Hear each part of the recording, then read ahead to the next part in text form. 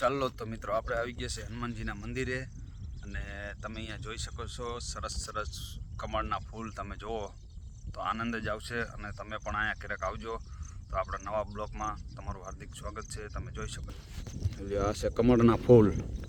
અહીંયા આપણે એક તળાવ આવેલું છે હનુમાનજીના મંદિરે ગામ મધ્ય પર. તમે જોઈ શકો છો આપણા જ ગામ.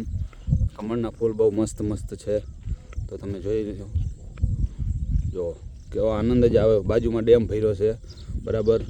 આપણે હનુમાનજીનું મંદિર છે, આ બાજુ ગાયું ચરે છે બરાબર. આમ પાણીમાં ઉડ્યું છે તમે એ પણ જોઈ શકો છો. પાણીમાં ઉડ્યું જો પાણીમાં ઉડ્યું છે બરાબર. ખૂબ આનંદ આવે એવું છે અહીંયા અને મોજ અને મજા જ આવે એવું છે. બ્લોકમાં જોડાઈ દો, તમને હનુમાનજીના પણ દર્શન કરાવી દઈશું બરાબર. અને આવા નવા અમારા નવા નવા બ્લોગ જોતા રહીજો તો આપણે જોઈ શકો છો તમે. બહુ આનંદ જ આવે. અહીંયા ડેમ છે, નાહવાની પણ બહુ મજા આવે છે બરાબર.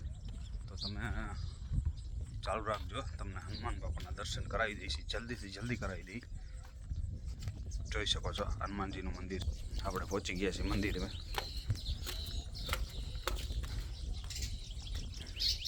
આપણે ગેટ ખોલી નાખી.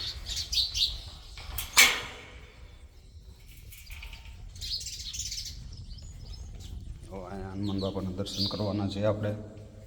અંદર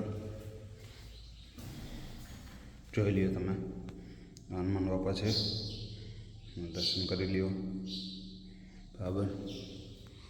તો ખૂબ આનંદ જ આવે અને મજા જ આવે. જોઈ શકો તમે.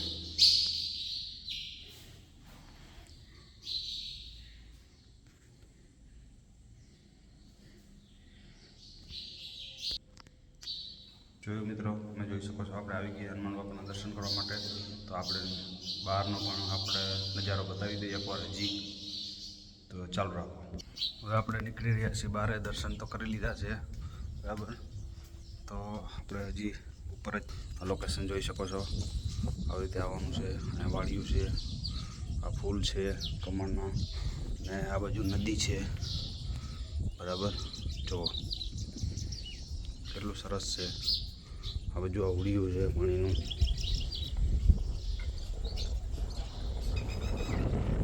પાણીમાં ઉડિયું છે તમે જોઈ શકો છો બરાબર.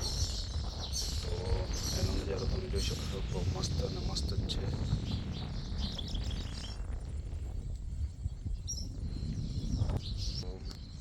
જય હનુમાન બાપા. આજનો આપણો બ્લોગ અહીંથી સમાપ્ત કરી નેક્સ્ટ બ્લોગમાં આપણું સ્વાગત છે.